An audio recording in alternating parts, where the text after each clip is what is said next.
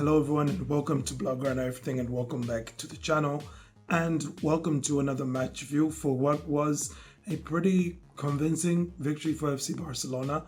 At least it was that, if not comfortable, because it didn't really quite reach that comfortability mark. Barca beats Athletic Bilbao 2-0 in the Supercopa semi-final, meaning they've now basically set up Sunday's El Clasico, because obviously Madrid is going to get past Mallorca, so we look forward to seeing that matchup. But before we get there, we do have to talk about today's match, because this is a match review and I will be a bit terse, short, quick with this match review, because I am starting to feel just a little bit under the weather. You might not exactly get it from my voice or my demeanor, but trust me, I am low-key about to be down with a cold. Hopefully I'm going to be done and through with it by Sunday. But anyway, this is a match review, not a health report checkup thing. So like we usually do with match reviews, I'm going to give you negatives and positives from the performance. Then we'll look at the team ratings, manager rating, as well as pick out the man of the match. And oh, by the way, if you're new here, do not forget to, like, subscribe, all of that fun stuff. We are trying to get to 10k subs, guys. We can do it this year for sure. 2025 is our year.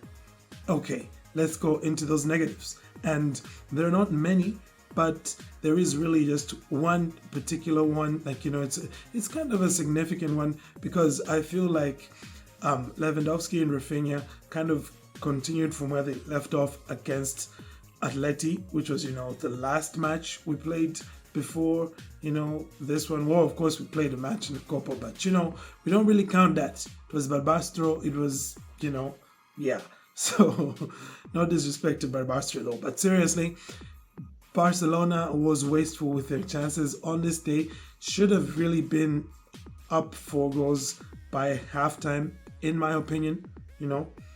Rafinha, Koundé as well, wasting some pretty good chances in that first half. And like I said, could have been out of sight by halftime, but they weren't. And that's something that they will have to improve on if they do not want to lose on Sunday to Real Madrid. It's that simple. Next up, let's move and talk positives, because that's all I had for my negatives. Positives, once again, Barca did look dominating in this one. Physically, that midfield three of Pedri, Gavi and Casado was just a dream, honestly. Bilbao never really managed to get into their rhythm, and that's because really from early on, Barcelona just stole that midfield battle and really kind of sealed the match, despite the fact that they were only 1-0 up at halftime. Excuse me. We're working on that. Barcelona need to improve on their finishing for sure, but their midfield definitely. This looked good. It looked kind of promising as well for Sunday, but I wouldn't mess around with Saudi Arabia Gavi. That's all I'm saying. I don't know what happens whenever he's in this country. He does kind of ball, doesn't he? Doesn't he? Anywho, moving on from that, my next positive I felt was, the clean sheet. Barca haven't really kept many. And I know there's some people who, basically lost their marbles when they saw Bilbao's goal in the 87th, or was it 85th minute. Iñaki Williams had scored and it was choked off. And a lot of people obviously screaming robbery. And I have to be honest, initially I was like, why was that goal disallowed? But then, for those of you who kept on watching, and those of you who didn't just tune off and, just cut off your live streams to watching the match or something like that, for those of you who kept on watching, you saw that there was a deflection off of the Bilbao player before the ball reached Iñaki Williams. So, offside, unfortunately for Iñaki, just like Oscar De Marcos as well was offside. So, offside trap worked well today, and I felt Barca were pretty deserving of the clean sheet that they got. So kudos to them for pulling that off. Okay, enough of that. Let's talk team ratings, because today's team, like I said, saw some pretty interesting inclusions in midfield because, without Dani Olmo, the question was who was going to come in. Was it going to be Fermin? Was it going to be Pablo Torre, who impressed so much against Barbastro? But I guess, Flick said, that was Barbastro.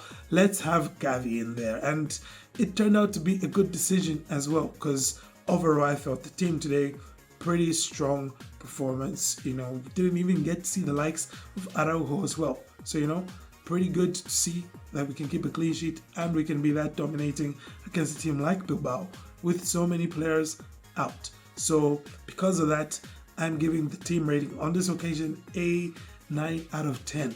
Yes, they've been kept from a 10 because of that terrible finishing that we saw from Rafinha, from Lewandowski in particular. Okay, let's move on from that. Let's talk about Hansi Flick's rating because once again, what more could the man have done in this case?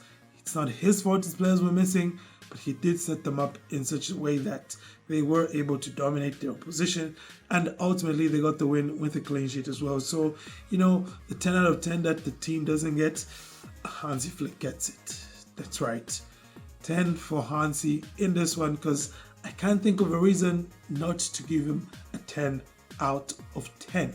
Okay, with that said, it's time to pick the man of the match, and I think we all know who it is. There was really nobody else. I felt, okay, maybe you could have thought of somebody else. Pedri was pretty darn good in this game, so was Lamine Yamal, but for me, it was Gavi.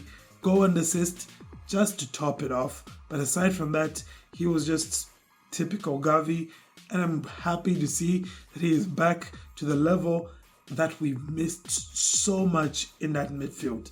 And now having both him and Casado in that double pivot, as well as Pedri as well, swapping out with Gavi in that 10 and dropping, and just, man, it was wonderful stuff that we saw from Barca in this game. And Gavi for me was the pick of the bunch, so he gets to be man of the match, and that is basically that.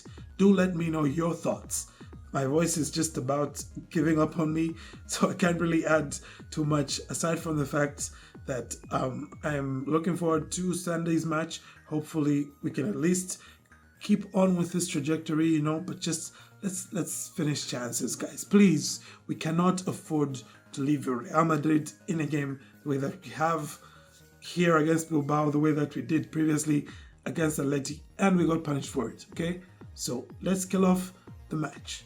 But aside from that, I thank you all for tuning in, and Forza Barça.